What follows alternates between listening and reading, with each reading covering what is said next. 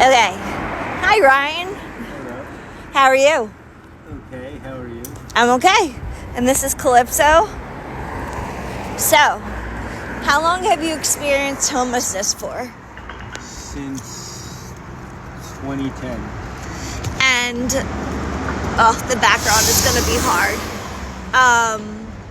What happened that you started experiencing homelessness? The person I was living with just couldn't take it anymore and I got thrown out. Because you're a depression? Yeah, and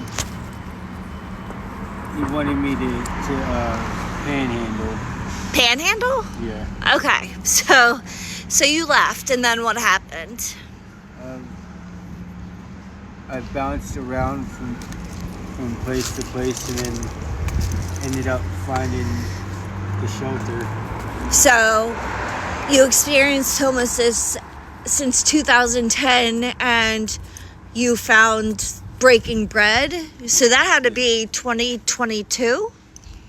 Yes, around there. Okay, so what did you do from 2010 to 2024? I was bouncing around from place to place. Were you able to sleep on anybody's couch? No. Oh, hi. So, tell me what it feels like to experience homelessness. It sucks. What are some of the worst things that have happened while doing all of this? Trying to find a place to stay at night and getting the cops called on me. Yeah, so trespassing. We have dealt with that all winter, correct? Yes. Yes, where the police cannot help you find a place to stay when either a blizzard or when it's constantly cold out, but people call the cops when you're trespassing, which obviously you just want to stay warm. Yes. What did you do this past blizzard? Explain the whole situation. I was actually stuck out in it for a little while. Right? Yep, I know that situation. I just want you to be able to describe everything that happened that day. Went up to Navigation Center.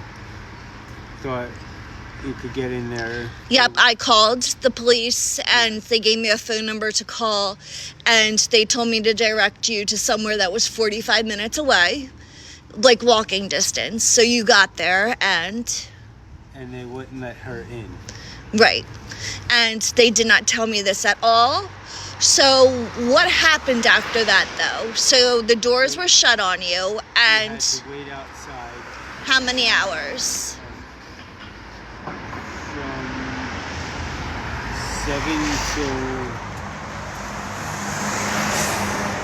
7 p.m. till almost like was it 10, 11. Yep. So we called the cops right away again, and then once the cops didn't show up at all. The cops didn't show up at all. So wait. So how did you end up at the hospital?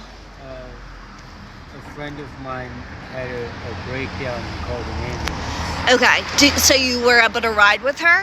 Yes, they got all the things they needed for the dog to come, and he spent the night in the hospital. Okay. So what happened the next day, though? Missed an Uber.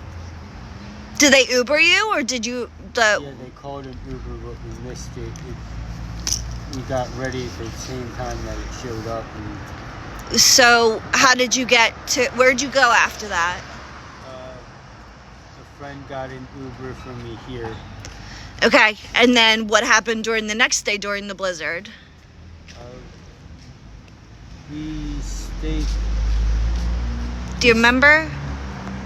We stayed over in an apartment building. Yes, you stayed over at the apartment building, trespassing again, but you were in the laundry room just trying to stay out of the cold, correct? So you were there for how many days? A few days. I would say maybe 5, 6. And then what happened? Did a tenant tell somebody, or did call the cops on you again and you had to leave? Since then, where have you been? I was at garage, not a garage, a The- parking lot up here by 69th Street. So basically, this whole winter, you have been either quote unquote trespassing and the police called on you, or you've been outside. Yes. And you know, obviously, that in Code Blue, that police and Upper Darby, Philadelphia have a responsibility to house you somewhere.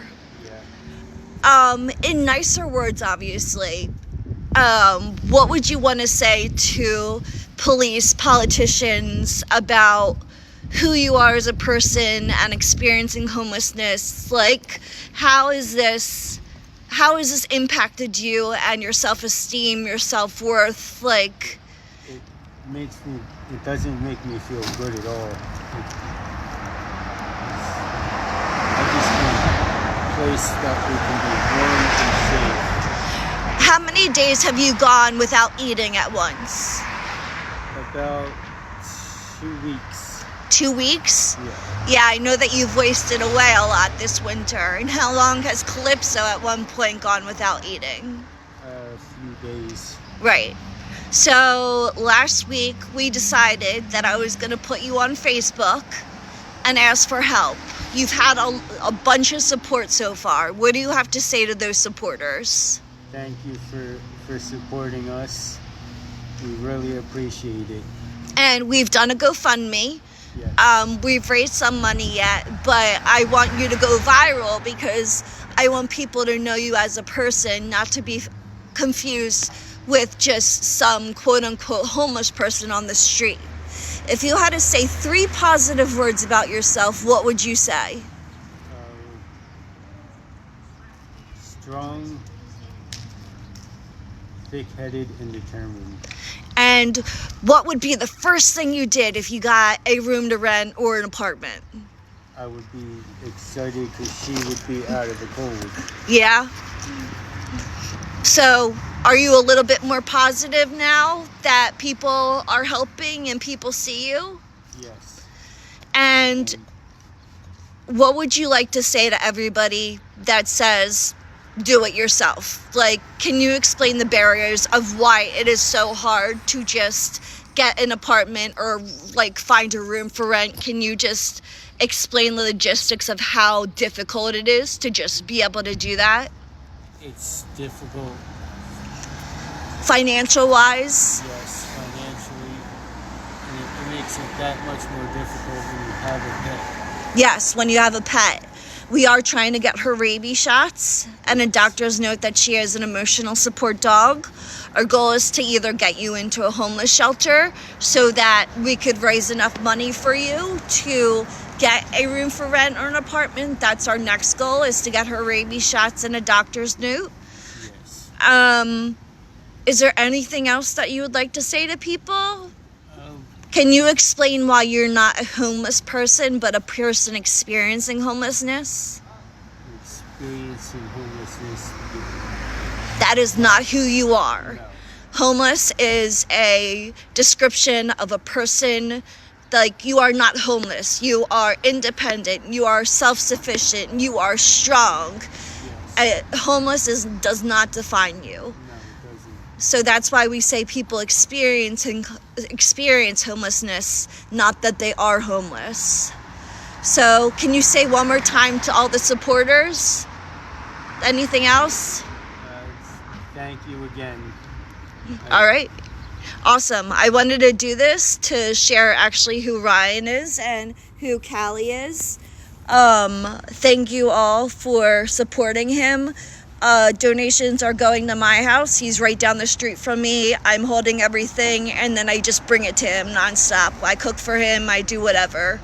Right now, he's still outside, but we are working on it. Do you find hope now? All right, wonderful.